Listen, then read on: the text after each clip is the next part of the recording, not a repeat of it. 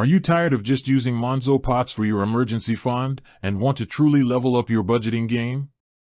I was stuck in that same rut. When I first started with Monzo, the Pots feature was a game changer, but I was definitely underutilizing it.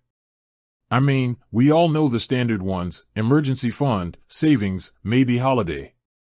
But after trying out a few different systems, I found 5 key Monzo Pots ideas that completely transformed how I manage my money, keeping my main account clear and my spending hyper-organized. 1. The Big 3 Bills Pot, the buffer. This is the first one I set up, and it's the most critical for stability. What it is: a pot dedicated only to my big 3 fixed monthly bills: rent/mortgage, council tax, and utilities. How I use it: the moment my salary hits, I sweep the total amount needed for these 3 bills into this pot. I have the pot sort code and account number set up to pay the bills directly. Why it works: it completely separates the bulk of my financial commitment from my main spending balance. If that money is in the main account, I might accidentally look at it and think I have more to spend than I do. By keeping it separate, my main balance is truly my discretionary and flexible spending money. It creates a psychological buffer. 2. The Annual Subscription Pot, Sinking Fund. This pot is a classic sinking fund, but focused specifically on those annoying yearly costs. What it is: a pot for yearly expenses that hit hard, like Amazon Prime, car insurance, professional subscriptions, or even the yearly cost of a software license. How I use it: I take the total cost of all my annual subscriptions, divided by 12, and set up a recurring weekly or monthly payment into this pot. Why it works: no more panic when a $150 or $400 charge unexpectedly drops.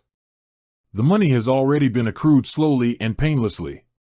When the bill comes, I simply move the necessary amount from this pot to cover the cost, and the fund stays healthy for next year. 3. The Treat Yourself Pot, Controlled Splurge. This one is for guilt-free fun, which is essential for sustainable budgeting.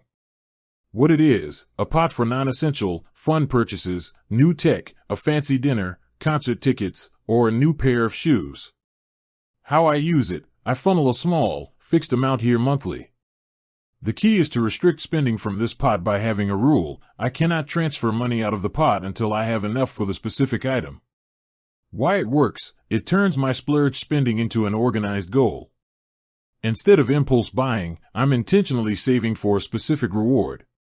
This keeps my main budget line for fun completely separate from my daily spending. It prevents budget creep. 4. The Roundup Pot, the Found Money. This is the simplest, most passive way to save without thinking. What it is: a pot with Monzo's built-in roundup feature enabled, which automatically rounds up every card purchased to the nearest pound to dollar and sweeps the difference into this pot.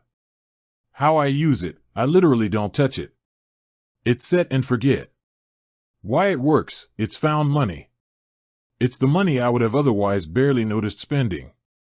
I usually designate this pot for something small and fun at the end of the year, like Christmas shopping or a nice weekend away. It's a no-effort way to accumulate a decent chunk of cash. 5. The Tax/Self-Assessment Pot, the Mandatory Hold. If you're self-employed, a freelancer, or have secondary income, this pot is non-negotiable. What it is: a pot to hold the percentage of my income that I know is due for tax. How I use it: every time a freelance payment or secondary income hits my account, I immediately transfer the required tax percentage, for me, it's 30%, into this pot. Why it works: it ensures tax money is never confused with spending money. I treat it like it's not mine. When the tax deadline rolls around, the full amount is sitting there, ring-fenced and ready to go, avoiding the major stress of scrambling to find that money at the last minute. So, if you're looking to get a crystal clear picture of your finances and stop checking your main balance with anxiety, start by implementing these 5 pots. They move Monzo beyond just a checking account and turn it into a powerhouse organizational tool. With that said, thanks for watching, and until next time.